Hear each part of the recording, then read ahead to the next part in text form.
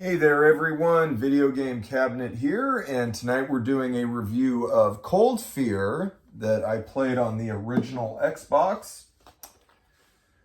Cold Fear is an action survival horror title that released in March of 2005 and was overshadowed by the seminal Resident Evil 4 that came out just 2 months prior. Therefore, Cold Fear did not sell too many copies and was met with mixed reviews by critics. I decided to play through the campaign this week, beating it on normal mode. Unfortunately, I cannot enthusiastically recommend it for serious fans of survival horror, or even those looking for an especially memorable action game. Cold Fear takes place on a Russian ship that has been infested with a species of parasite known as exocells, which have turned the soldiers aboard into zombie-like monsters. You play as Tom Hansen, a member of the U.S. Coast Guard, who is ordered to rescue any survivors.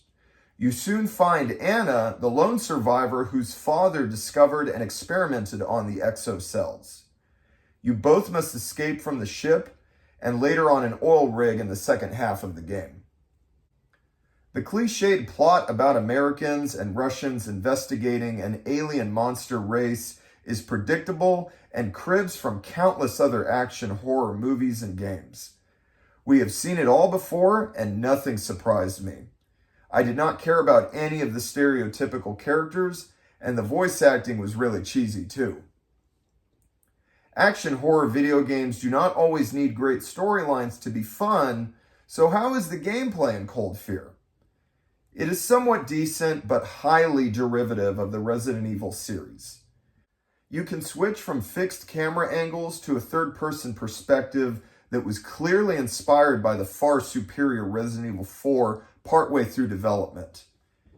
The shooting feels alright, with the usual assortment of weapons you would see in a game like this, but it gets a little old after a while.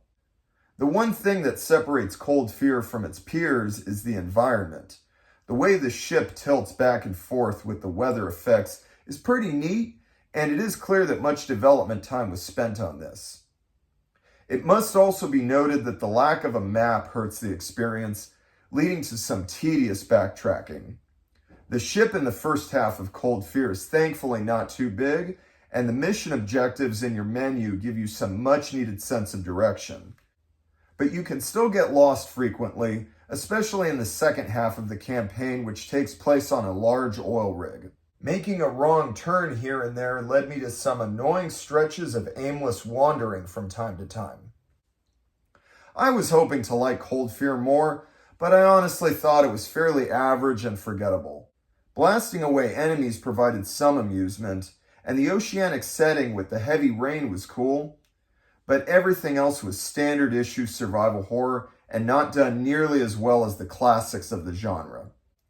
It's not bad, but I can see why it was not very commercially or critically successful. Releasing 2 months after Resident Evil 4, Cold Fear pales in comparison. I rate it a 5.5 out of 10.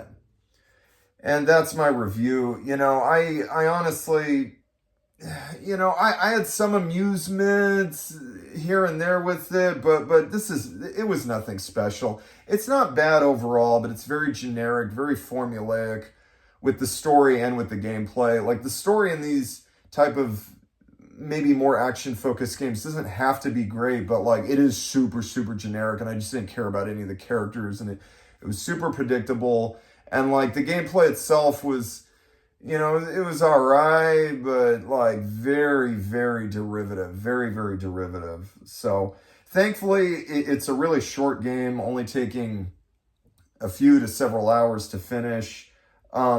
Technically, there is a map in the manual of the first half of the game, which is the ship, but the map in the manual sucks.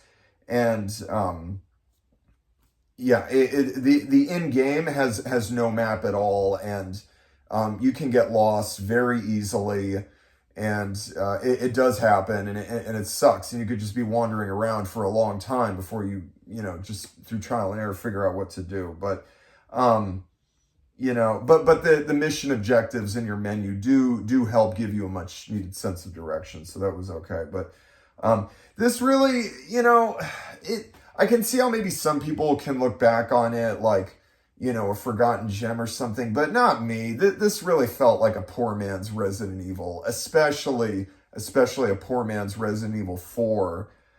This only came out 2 months after Resident Evil 4, but you can tell, like, they must have seen footage or something of when RE4 was announced and kind of copied some of that a little bit. Like, the behind the back third person perspective really looks very similar, and it's not as good.